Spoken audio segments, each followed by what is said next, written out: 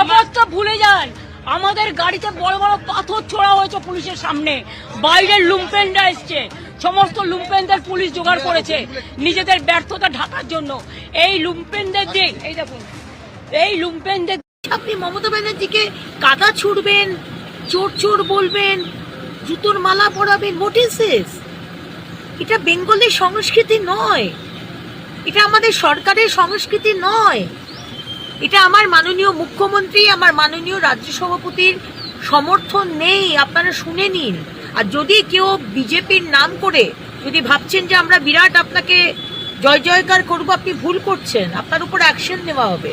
মুখ্যমন্ত্রীকে দেখে যে কেউ স্লোগান দিতে পারে, আমাদের মুখ্যমন্ত্রীকেও দিতে পারেন, প্রাক্তন মুখ্যমন্ত্রীকেও দিতে পারেন, ব্ল্যাক ফ্ল্যাগ দেখাতে পারেন, এগুলো গণতান্ত্রিক ব্যবস্থায় চলে। কিন্তু পাথর ছোড়া, কাদা ছোড়া, এগুলো তৃণমূলের শেখানো সংস্কৃতি। নকিবুল ইসলামের রিপোর্ট, আপনারা দেখছেন বাংলার আওয়াজ।